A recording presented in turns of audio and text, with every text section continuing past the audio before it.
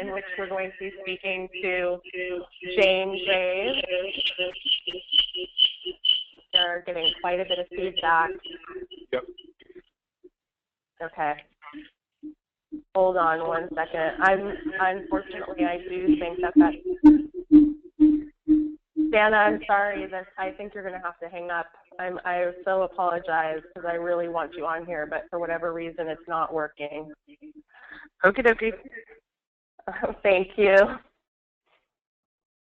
Okay, that is.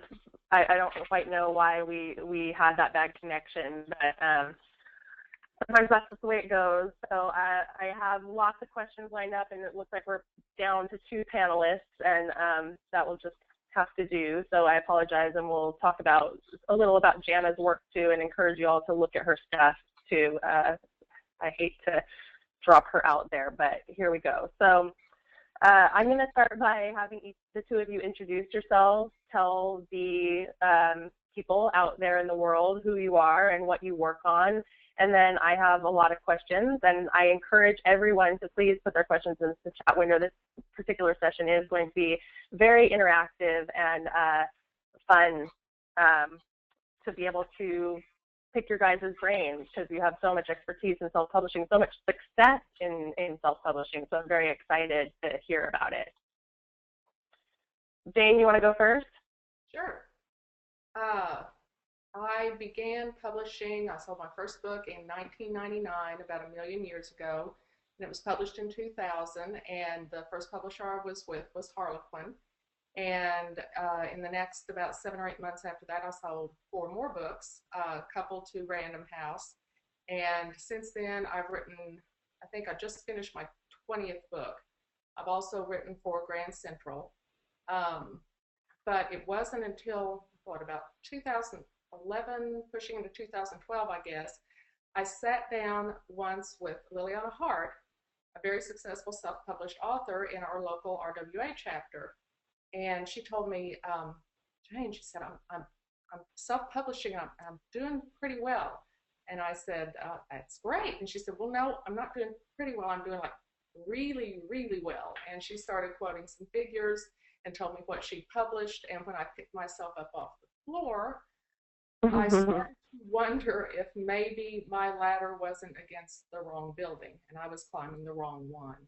I'd always done very well in publishing. I'd never had any trouble staying under contract for 14 years.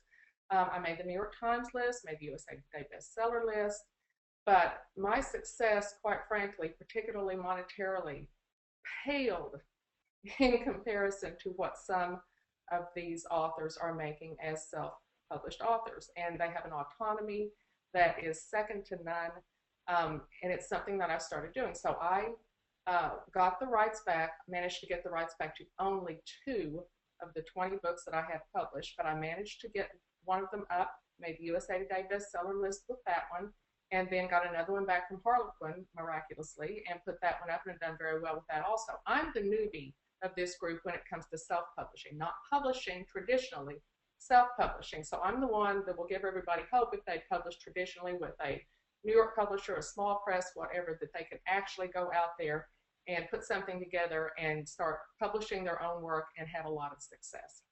That's awesome. All right, good. Well, I'm going to be asking a couple questions about the difference between your traditional and self-publishing journey in a minute. Theresa, welcome. Tell us a little bit about who you are.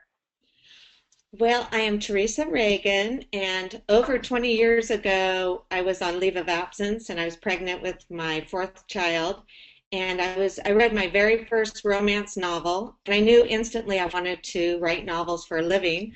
So I started that day. It took me 5 years to write my first book. Then I joined RWA, and I can tell you for the next 20 years, I did everything I could to get published.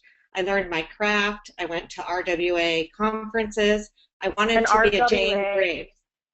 RWA is Romance Writers Association. Romance Writers of America. And I wanted to be Jane Graves. I loved her books. And so you would go to these conferences and you would look up to authors, traditionally published authors like Jane.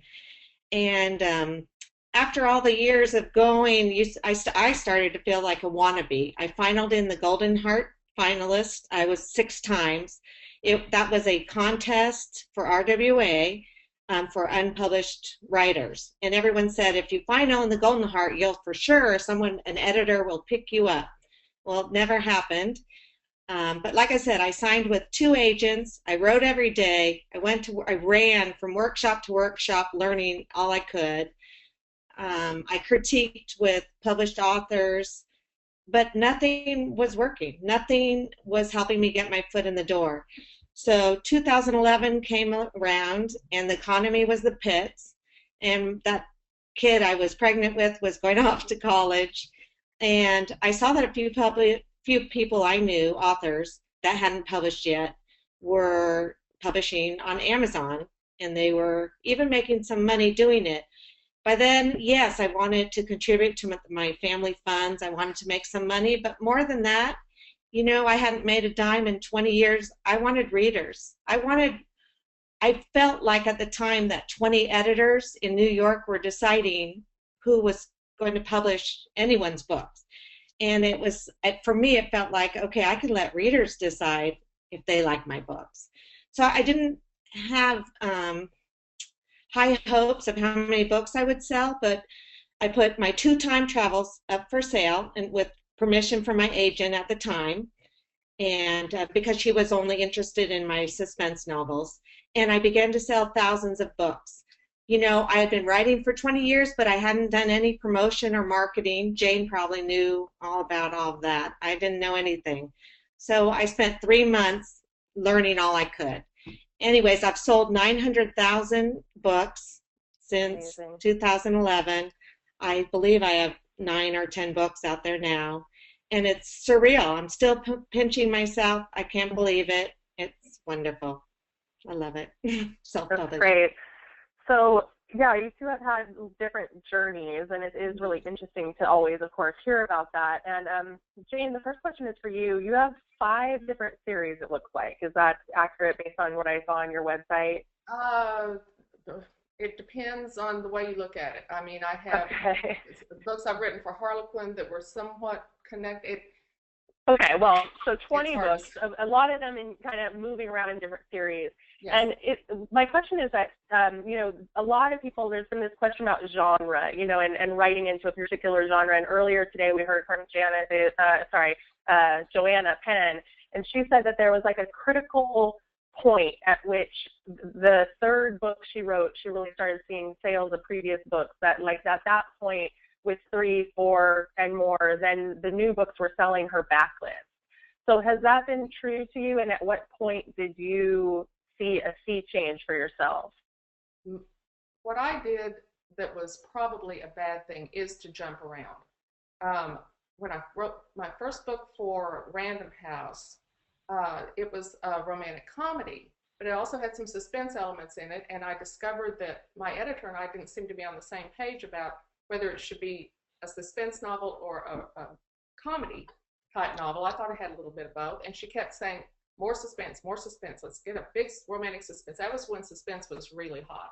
And so I kept pushing the books that direction. And by the time I got to the 4th book in the series, there wasn't a ha-ha in sight. That went against the grain of what I really wrote well, which is comedy. And so I found out that didn't work too terribly well for me. When I went to Grand Central, though, I focused on the comedy and, had a progression that way. And that is when I ultimately, hit the lists, was with the comedy. So my advice to people would be, where genre is concerned, it may depend on how fast a writer you are and whether you can carry different series. Now Theresa, she's done, stuff all over the place and been successful, in a lot of different ways. But if I stick to comedy, I'm much better off. And if you do that, your readers will follow you. They will, there's something about that voice, that thing that you do the best, that they will follow. And actually, my advice would be, if you can, write several books in the same type of genre and see if you can build an audience. Theresa might look at it a little bit differently. I don't know. She writes under more than one name. Oh, you do? Okay, interesting. So tell us a little bit about that and writing under different names. I mean, I'm imagining in part that's because you're quite prolific.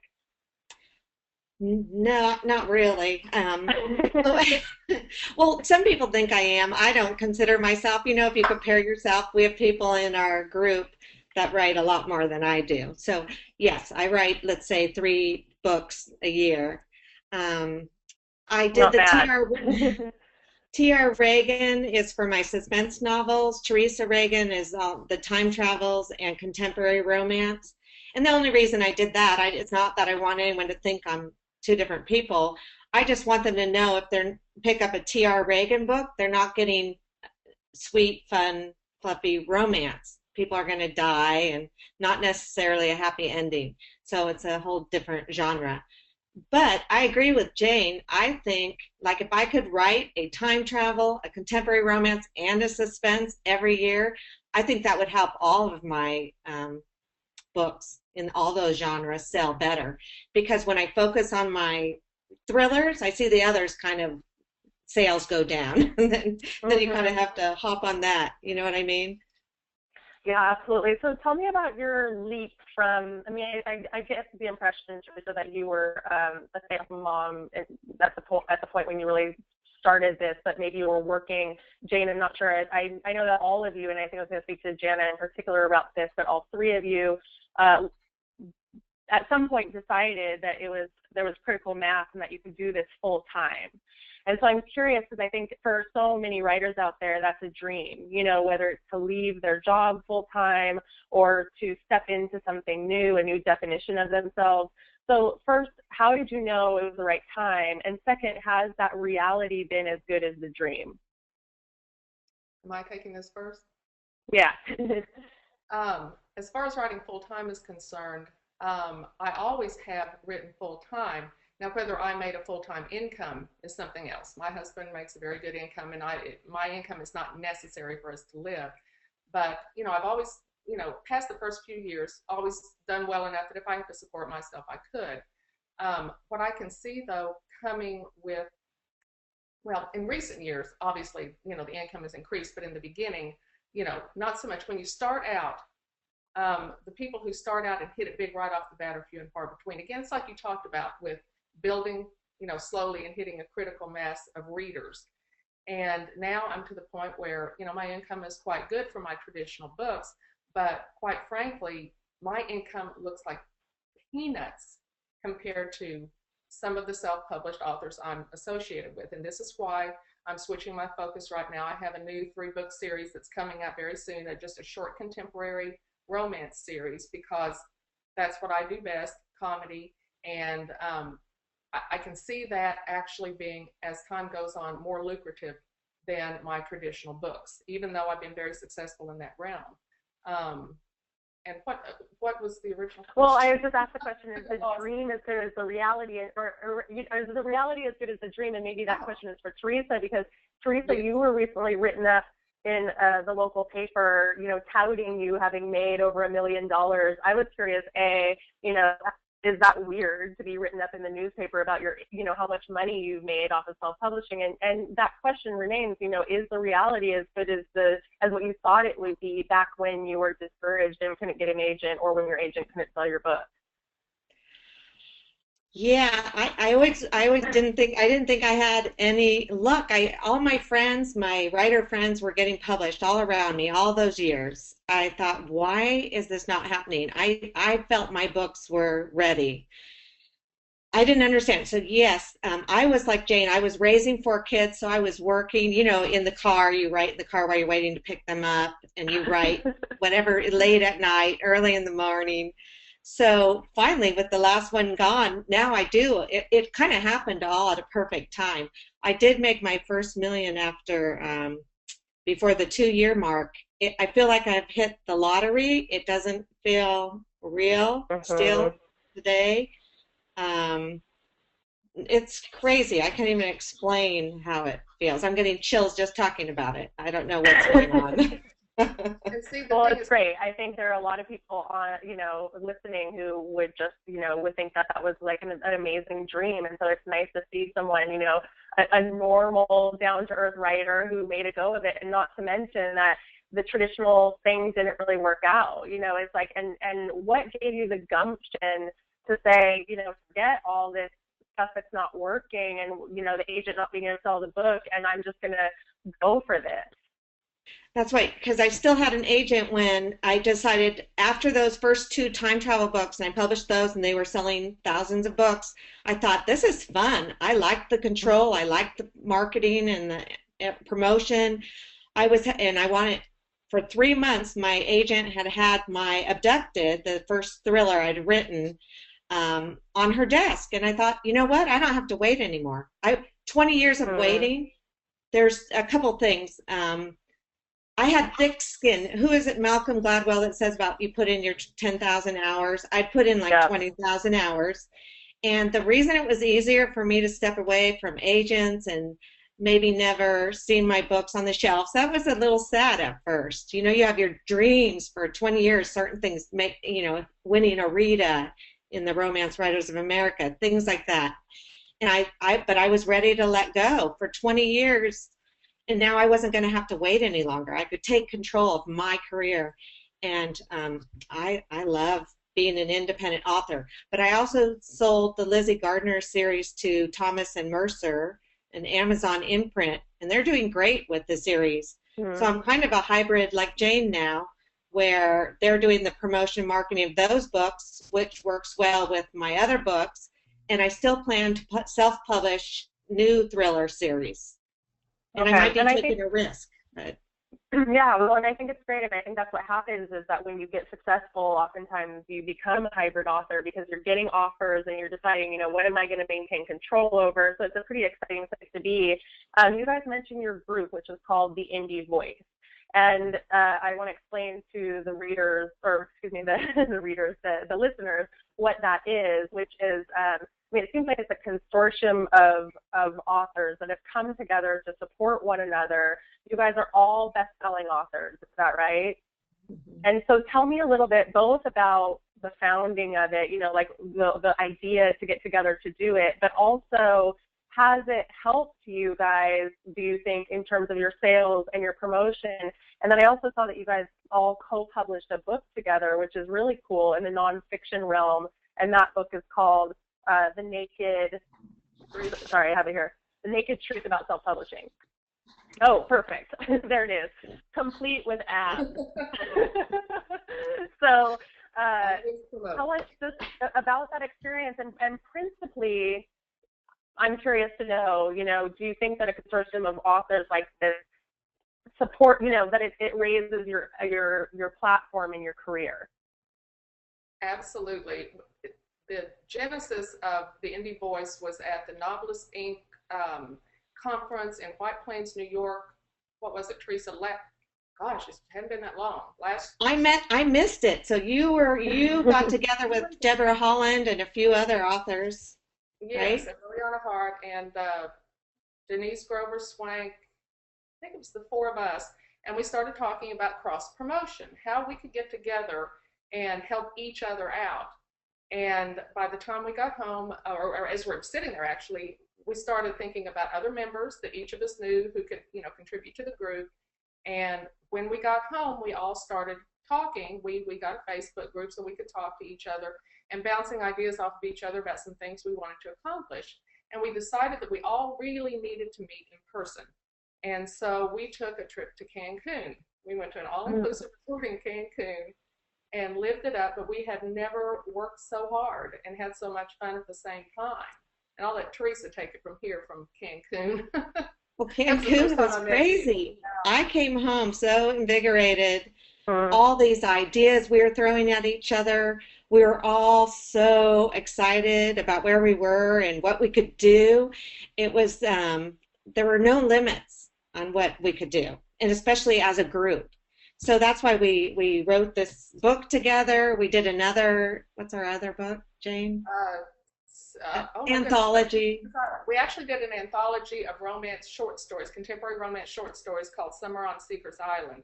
We all contributed to the volume. And the thing about the Indie Voice, what we have done is all of the proceeds from all of the books that we write or anything that we do goes to the Indie Voice. We don't split the profits. We put it into the Indie Voice, and then we use that to do things that further our group's efforts. For instance, we'll be going to the Book Expo of America. We're getting a booth, and we'll be promoting indie publishing and we're using the money from all of that to do these things. And we go to RT and we talk on panels like this, and we spread the word that, it's doable. And like on my website, I have the steps you can take, exactly what I did to get self-published.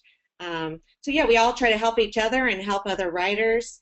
And everybody left the ego at the door, which is awesome. And we all get along, and one tweet becomes 10 tweets. It works out really well.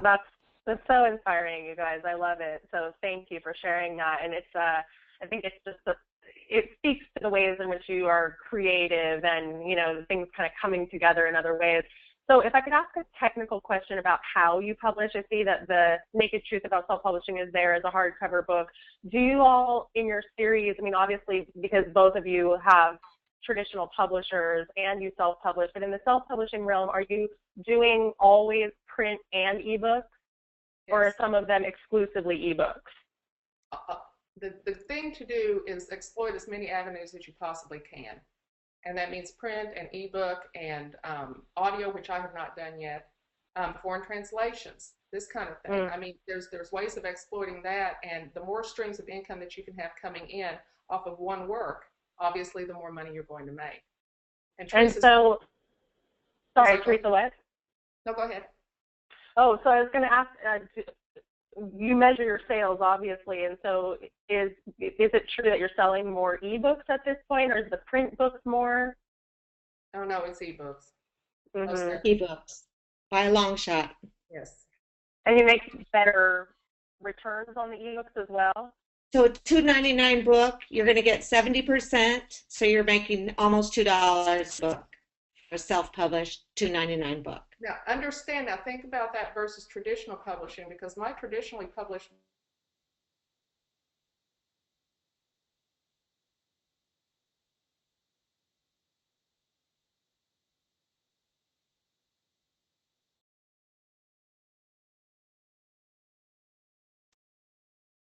I'm making. We can sell books cheaper for the reader and yet make more per unit on the books. That's what makes self-publishing so attractive. Yeah. Yes, I had friends that made 6 cents a book that were traditionally published. Painful. It is painful. It is painful. Well, so some of the authors out here are asking, you're talking about the indie voice, and I think you guys publish across romance, suspense, what are the other genres of the people in the indie voice? Oh, paranormal, young adult, vampires. Tina Folsom does the hot vampire books. Liliana Hart does suspense and some hot suspense and non-hot suspense. Does she have non-hot suspense? Do you think that this kind of model would work for people who are writing literary fiction or who are doing commercial fiction and or nonfiction? I'm curious about this, if you believe that you could translate the idea of the indie voice to another genre. Absolutely. I can't see why not. Yeah, see, I think anything's possible. If I had a cookbook or how to lose weight book, I would publish it myself. And then it's just a matter of trying to find your audience. I didn't know what I was doing. I used my instincts, and people have to use their instincts. Go and put yourself out there. I never thought I would speak publicly to people. What am I doing here? Yeah, absolutely.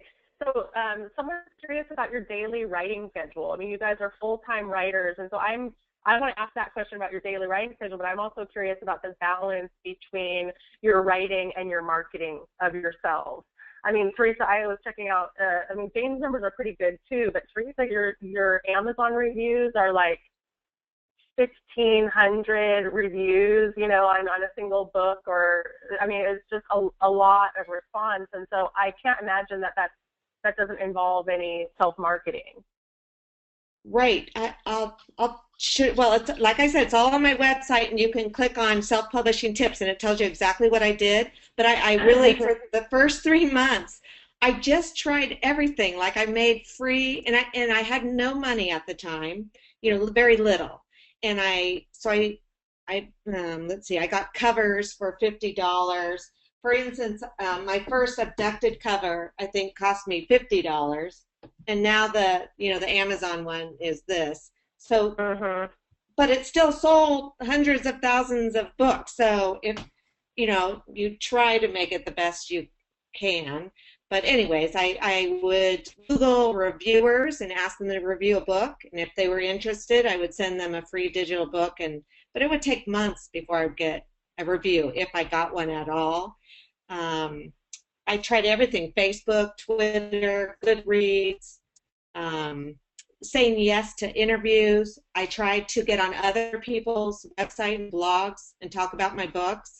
So I literally did everything, tried to get my book and my name everywhere. And then once I made a little bit of money, I spent 10% of it on, all the different online sites you see out there, like the romance reviews. For $20, you can put a small cover on their website on the sidebar. So I spend $20 a month still with a book over there. You could do the romantic suspense online site. Jane, do you do any of this online sites? Here's the deal with where I'm at right now. I've been traditionally published for a long time. I'm just now fulfilling the last book in the contract that I have with Grand Central. In the meantime, I've been writing a 3-book series that I'm going to be publishing soon. The first one will be out next month. I haven't had the opportunity yet. The first one I put out was a book from 2001 that I got the rights back to. Standalone book out there by itself.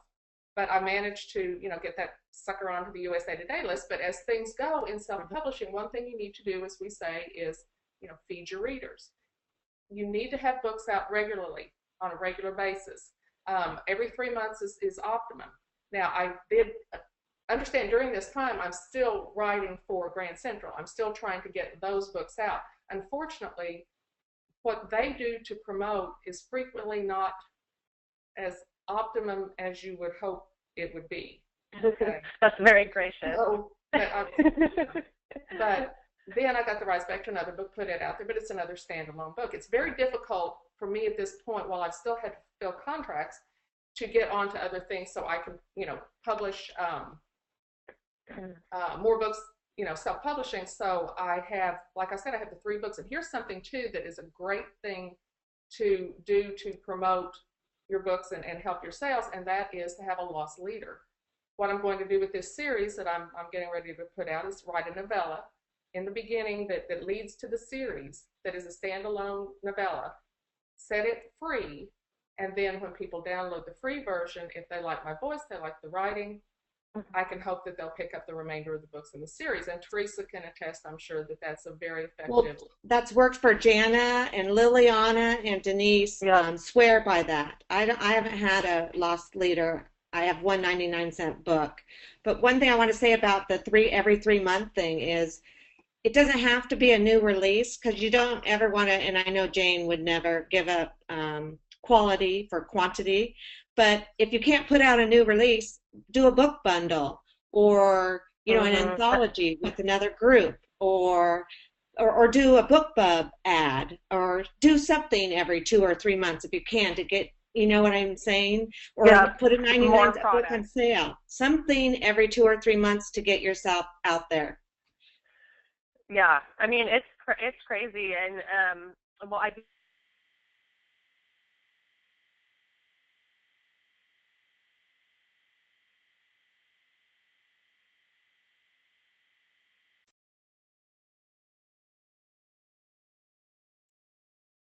ladies' book too later on.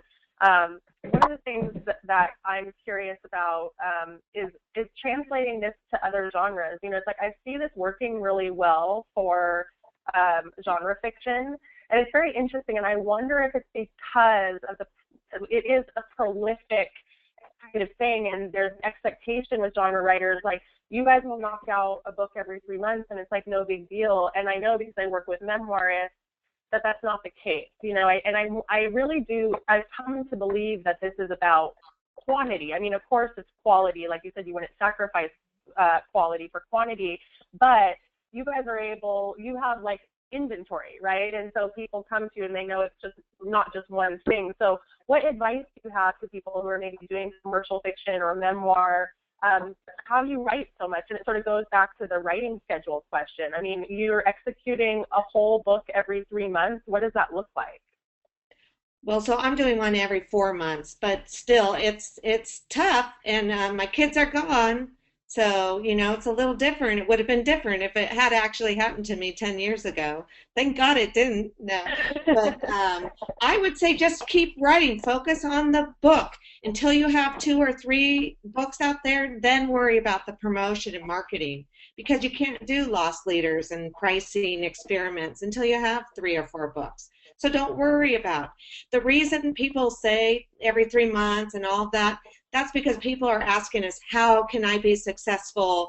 How can I make $1 million? How can I, to do that, it is about production, and that has changed a little bit. But I would never sacrifice. If I can only put out 1 book a year, then I can only put 1 book out a year, and I still think I could do well. But obviously, 2 or 3 books a year is going to net me more money. So I gave a presentation this morning on publishing platforms, and so I'm guessing that you guys, when you're self-publishing your books, are publishing under your own imprint. You're doing what's called DIY publishing. Is that, you're not like buying into any packages or anything like that? You're hiring your own designers, you're hiring your own editors. So a couple just questions as a follow-up to my presentation for the people who have been on with us today. Who do you use to print your books? And then do you have an imprint? Is that something that has been a focus of yours in terms of building a business, or is that just not something that you focus on?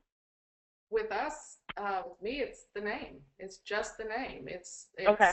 Yeah, and I hire, a cover artist, I hire editors. Everything that a publishing house would do for me, I do for myself. And that way, yeah. And who do you use to print the books? Do you use CreateSpace or Lightning Source? CreateSpace. CreateSpace. And how about you? Also. CreateSpace. Okay.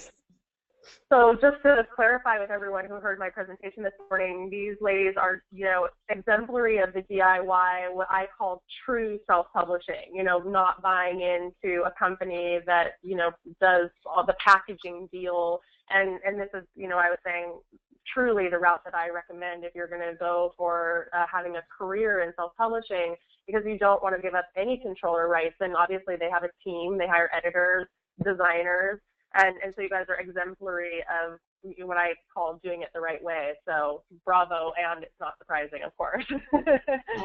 So can I just say I had a friend and someone came to her, I don't know if it's the DIY, I don't know what that is, and they were going to charge her $4,000 to get her book international. Well, international was uploading it to Amazon. I said, call me. We did it. We got together on Skype, and she had already registered on Barnes & Noble. She had registered on Amazon. She had already had her book formatted, and she had a cover. It took us 20 minutes to upload it, and that's what she was going to be charged for.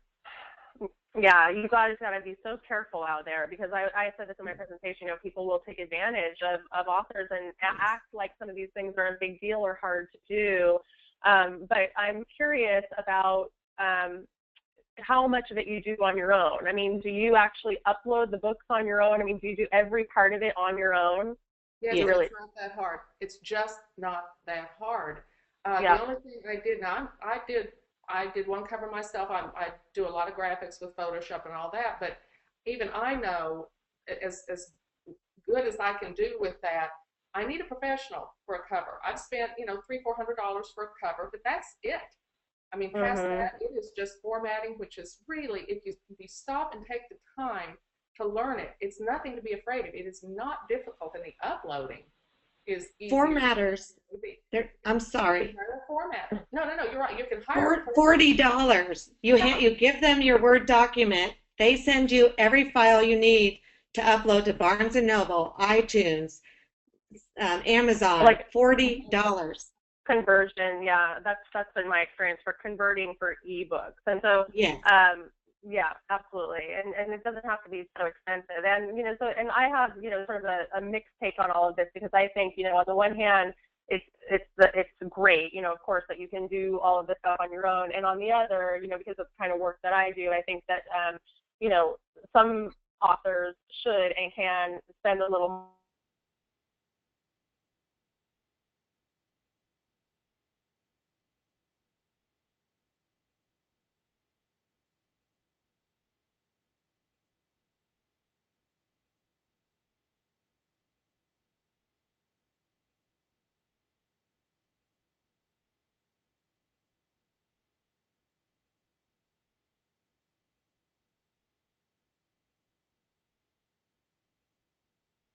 And I think it varies also from genre to genre. In that A Beautiful Book, sometimes within genre fiction, I think when you're pumping them out versus, maybe doing something very literary, they can have a little different flavor. However, Well, if you're spending thousands of dollars to do that, you're getting taken. I mean, this is not something that should cost a tremendous amount of money. Yeah. It's going to help your sales to a large degree. And I understand what you're talking about when it comes to having a very artsy looking book because of the content, because of the literary content. But again, I always fear that somebody's going to get taken into believing that they have to spend thousands of dollars to have this, beautiful thing created, when in reality, perhaps they don't. Yeah, I also understand. I'm sorry, I understand why some authors do not want to even bother trying to find a cover. They want to work with someone to do that for them. They just want to write their books. I get that. So, I don't think anyone should judge anyone's decision. Whatever you do, though, don't watch out what you do with the rights to your book. Don't ever. There is no need ever to give anybody, when you're self-publishing, to go through a company who wants rights to your books where they get a percentage of the books that are sold. That's completely unnecessary. You're giving away something that you don't have to do. You just don't. No, that's helpful, and I think people definitely need to be cautious, and understand what they're giving away, and absolutely the rights. I think that goes for foreign and audio.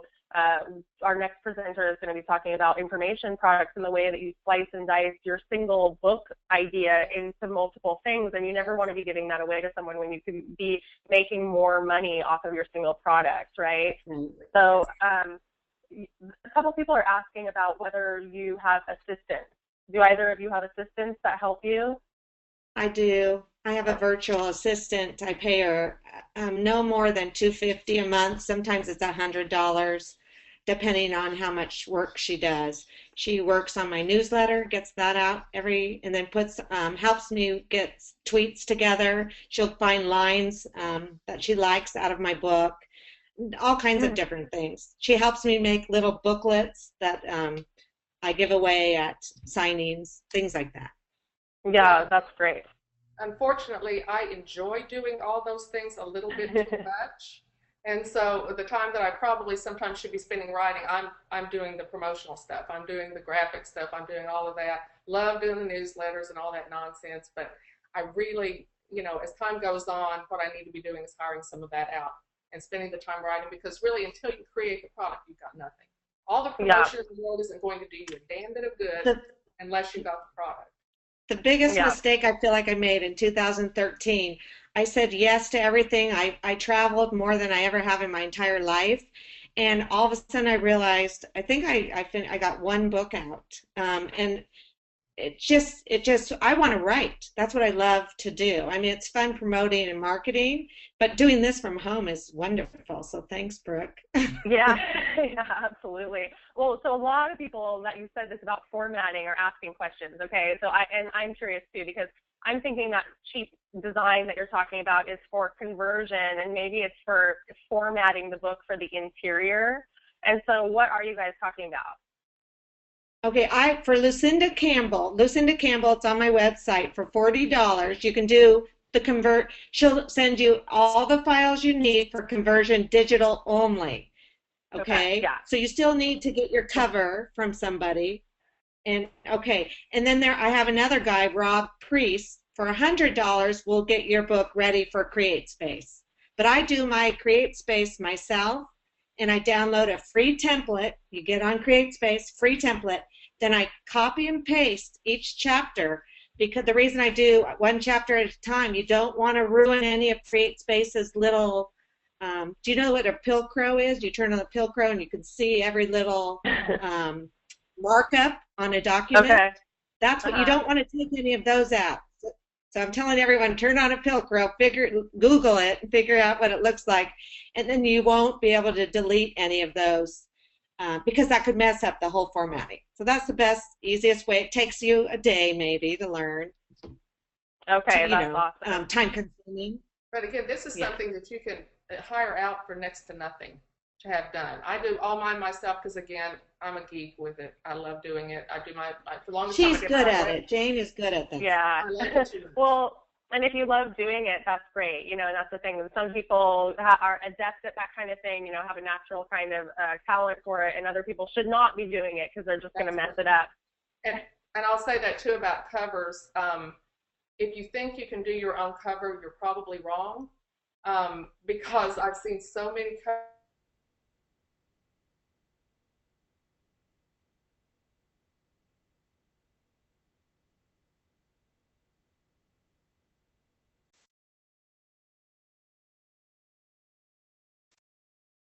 Tell it 20 paces if that is a, you know, amateur, and it's got to look like a New York cover. It just does. Yeah. But the things about covers, people like me, I really don't know. Like some covers look really great to me, and all of a sudden someone's telling me it's a horrible.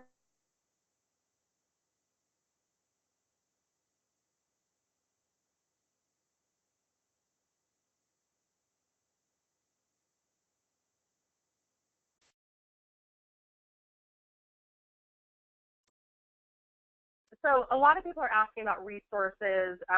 You guys, I know, I don't know if you feel like sharing the names of your of the people that you use, because these people are asking for it, and so I don't want to take time to be like, you know, what's the name. If you guys feel like sharing the resources of your formatters or cover designers or anything like that, let's talk about that, and I can do it in the follow-up. People are asking for the websites, and the websites of these two women are their names. JaneGraves.com. I'll put them into the panel here. So JaneGraves.com and Theresa with an H, Ragan.com, and Jana's is also JanaDeLeon.com. And I list everybody I've used in there, and we also list a lot of our resources in this book, just so you know. Perfect. Okay, that's actually really great. So check out that. I think that's a good thing to do, because the book is on Amazon and really inexpensive either for the print or the download, and then there's tons of resources in there. So that's, you know, that's super helpful. Great. And then there's the indievoice.com too, which I want to turn you guys on to. That's theindievoice.com. Check it out. Emulate it if that makes sense to you. I mean, I just think, again, that was such a good idea. And then I wanted to share with the audience a couple of the titles of the book. Jane's books, they're all listed on their website, but Jane's two books that we wanted to showcase today is I Got You, Babe, and Stray Hearts. Now, those two books, what genre are those two? The first one is, actually it's a romantic comedy. It's actually the first in a series that I wrote for Random House. It's the only one I was able to get the rights back to self-publish. So here's the irony, is that I put that book out there at $3.99. If you want to buy the remainder of the books in the series, you'll have to do it from Random House, and they're going to cost you $7, $8 a piece. And this is something that's, you know, very frustrating. And the second is just a light romantic comedy. It's the first book I ever wrote, and it was the first book that was ever published. And if you're looking for a light, short, cute read, that's the one. All right, great. And Theresa, the two that we're showcasing from you today are Abducted, which you held up earlier, and so that's one.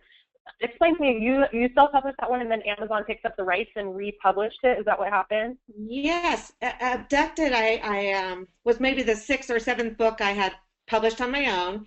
It hit the top 10 on Amazon twice. The second time it hit the top 10, I had 2 of the big 6 come after me on an email and wanted to know if they could buy that book, Abducted, and I think I had the next book, Deadweight, up there.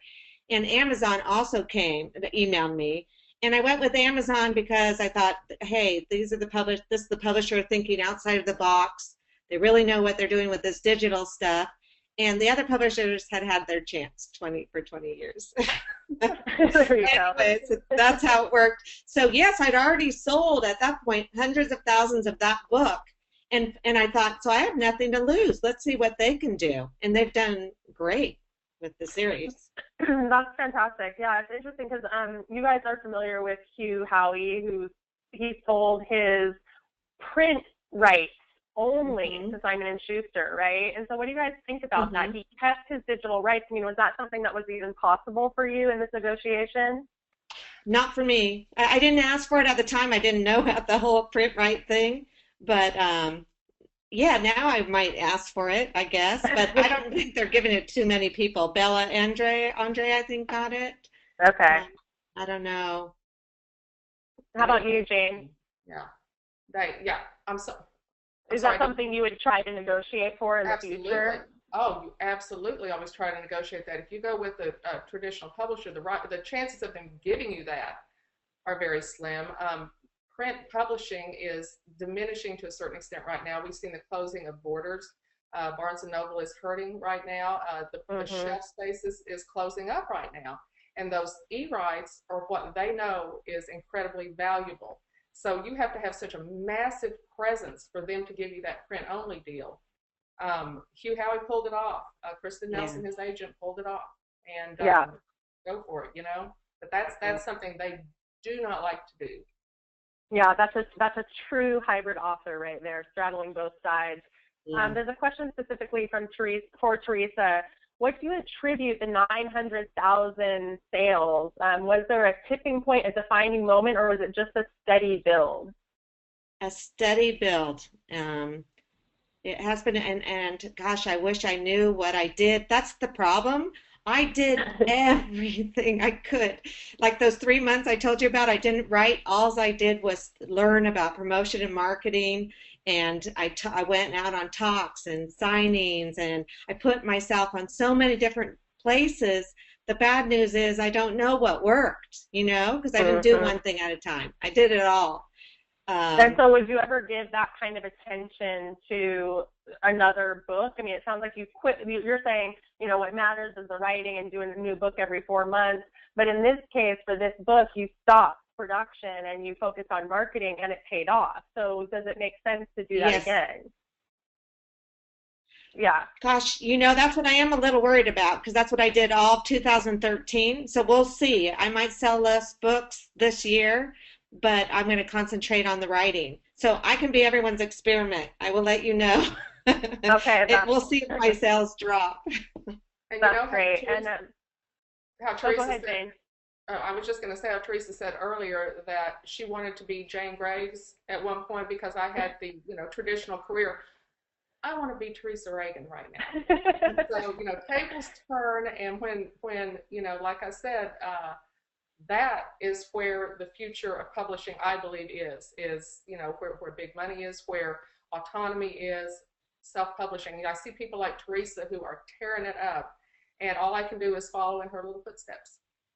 That's great. Yeah, that's great. And because Janet got kicked off, I did want to say, that she writes about Louisiana, which is cool. And one of the questions I had for her, it seems like in her case, she's really filling a niche. I mean, I'm sure there are lots of books about the South, of course, but it's like if you really focus on something, like she's writing almost exclusively about Louisiana, doing really well with that. I mean, do you think, just to speak on her behalf, if you could, like, is she conscious of having filled a hole in some ways and then just really cultivating that space? I totally think that's what she's doing. She writes cozy mysteries. She has, they bake a lot in her books. I get hungry every time I read one of her books because they make cookies, and she has some, they're hilarious. You will not stop laughing. I don't know what Jane wants to add. No, all I can say about Janet is that woman she gets a plan and works that plan more effectively than any human being on planet Earth. And I don't think I'm exaggerating. I mean, Theresa, am I right? Janet is that woman. A machine. She is, and she knows exactly what she's doing. She has her plan, and she made it come to pass. She has, in this last year, she just by leaps and bounds. Her husband was able to leave his job. He helps her. I think she is brilliant. And I wish she could have been here today because she knows it all. She does. Yeah, me too. I'm really sorry that we lost her. And again, I want to encourage all of you to go to Amazon and just download Louisiana Long Shot because it's free, and check it out. And obviously check out the books of all of these women. And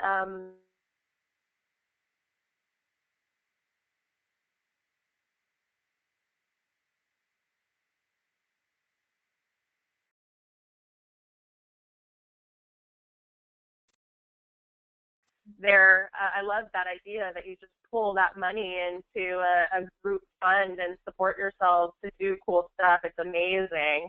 And so just out of curiosity, we're winding down here. We're about to end, and we've been doing little giveaways throughout the day, but we don't have a giveaway for the panel just because there wasn't anything that really made sense. But one of the things that I am going to do when I follow up with everyone is just give information about you guys. And about your books. And so if there is some kind of freebie thing you want to offer, whether it's a PDF of a book that you might have or a chapter or something like that, I'll follow up with you guys just for people I can send this to somebody. Absolutely. I can send this to a winner.